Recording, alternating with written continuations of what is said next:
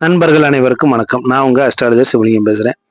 இன்னைக்கு ராகு ஏன் போக காரகன் என்று அழைக்கப்படுகிறார், கேது ஏன் யோக காரகன் என்று அழைக்கப்படுகிறார், இதற்கு ஜோதிட ரீதியாக இருக்கக்கூடிய விளக்கம் என்ன அப்படிங்கிறத பத்தி ஒரு அனாலிசிஸாக நாம் இந்த பதிவுல பார்க்க போகின்றோம். ஒளி கிரகமான சூரியனுக்கு விம்சோத்ரி தசாபுத்தி அமைப்புல 6 வருடங்கள் மட்டுமே கொடுக்கப்பட்டுள்ளது. நட்சத்திரம் அழைக்கப்படக்கூடிய சூரியன் அவருக்கே 6 வருடம் மட்டும்தான் ஒதுக்கப்பட்டுள்ளது. ஆனா உருவமே இல்லாத ராகு கேதுக்கு 18 வருடமும், ராகுக்கு 18 வருடம், கேதுக்கு 7 வருடங்களும் கொடுக்கப்பட்டுள்ளன. இதிலிருந்தே நாம் தெரிந்து கொள்ள வேண்டும் ராகு கேதுவின் மகிமையை பற்றி. சூரிய சந்திரர்களை முதல் எதிரியாக கொள்ளக்கூடிய இந்த ராகு கேதுக்கள் மற்ற அனைத்து கிரகங்களை விடவும் பலமான கிரகமாகும். கேது ஞானக்காரகன், யோகக்காரகன் என்று அழைக்கப்படுகிறார். அதற்கு காரணம் கேது நட்சத்திரமாகிய அஸ்வினி மேசத்துல வருது, மகம் சிம்மத்துல வருது, மூல நட்சத்திரம் தனுசு ராசியில வருது. மூன்றுமே காலபுருஷனுக்கு 1, 5, 9ஆம் வீட்டுல வரக்கூடிய நட்சத்திரங்களாகும். இங்கே யோகம் என்றால் யோகக்காரகன், அது கேது யோகக்காரன் அழைக்கிறோம்ல, அந்த யோகம் என்றால் அதிர்ஷ்டம், லக்குன்னு எடுத்துக்கொள்ளக்கூடாது. இது யோகம், ஒன்றிணைதல், ஒன்றென கலத்தல் என்று அர்த்தமாகும். துல்லியமான அர்த்தம் என்னன்னு பாத்தீங்கன்னா இணைவு என்பது துல்லியமான அர்த்தமாகும். இறைவனோடு ஒன்றிணைவதை குறிக்கக்கூடியதே கேது. அதனாலதான் அவர் யோகக்காரகன் என்று அழைக்கப்படுகிறார். ஆத்ம பலத்தை குறிக்கக்கூடிய லக்ன வீடு, பூர்வ புண்ணிய பலத்தை குறிக்கக்கூடிய 5ஆம் வீடு, நமது தெய்வீக பலத்தை குறிக்கக்கூடிய 9ஆம் வீடு, இந்த 3 வீடுகளிலுமே கேதுவின் நட்சத்திரம் இடம்பெற்றுள்ளது. நம்ம உடம்புக்குள்ள அக்னியின் ரூபமாக அந்த பரமாத்மாவின் ஓர் துளியான இந்த ஜீவாத்மா இருக்கின்றது என்பது குறிப்பதற்காகத்தான் நம்முடைய உடம்புக்குள்ள குடிகொண்டுள்ளது இந்த ஜீவாத்மா அக்னியின் ரூபமாக அப்படிங்கிறத குறிப்பதற்காகத்தான் இந்த 3 நெருப்பு ராசிகளிலுமே கேதுவின் நட்சத்திரம் இடம்பெற்றுள்ளது. அதனாலேயே கேது யோகக்காரகன் என்று அழைக்கப்படுகிறார்.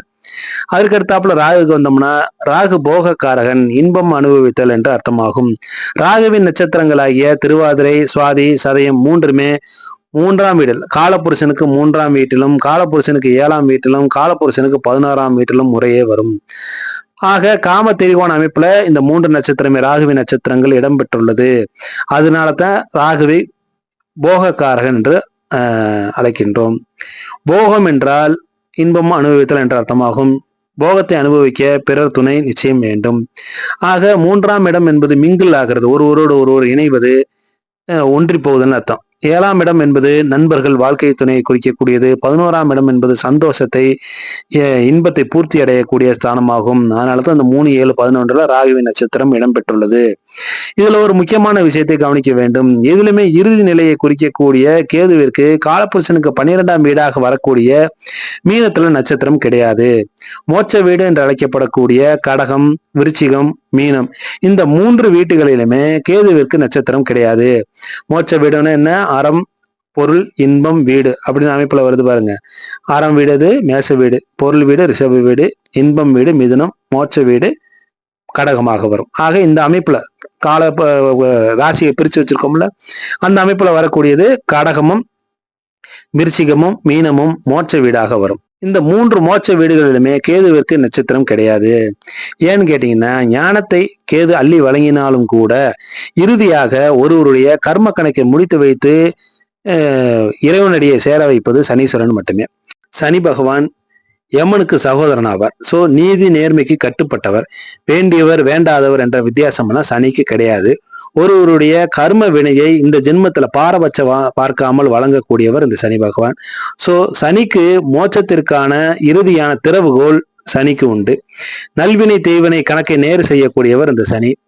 சனிக்கு 3 மோட்ச வீடுகளிலும், அதாவது கடகத்துல பூச நட்சத்திரம், விருச்சிகத்துல அனுச நட்சத்திரம், மீனத்துல உத்திரட்டாதி நட்சத்திரங்கள் உண்டு. இதன் காரணமாகவே சனி கேது இணைவு யோகத்திற்கு, அதாவது மோட்சத்திற்கு பெருமையாக பேசப்படுகிறது. அதிலும் குறிப்பாக காலபுருஷனுக்கு 12ஆம் வீடாகிய மாபெரும் சுபரன் வீட்டில இணையும் பொழுது, இந்த சனி கேது இணைவு ஏற்படும் பொழுது அது விசேஷ சக்தியாக கருதப்படுகிறது.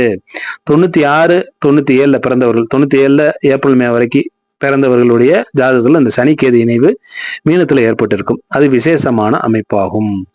இந்த காரணத்தினாலதான் சனியை போகக்காரகன் என்றும் கேதுவை யோகக்காரகன் என்றும் அழைக்கப்படுகிறது. சனியை கர்மக்காரகன் என்று அழைக்கப்படுகிறோம். சரி நண்பர்களே, மீண்டும் நல்லதொரு பதிவில் உங்களை சந்திக்கும் வரை விடைபெறுகிறேன். நன்றி, வணக்கம்.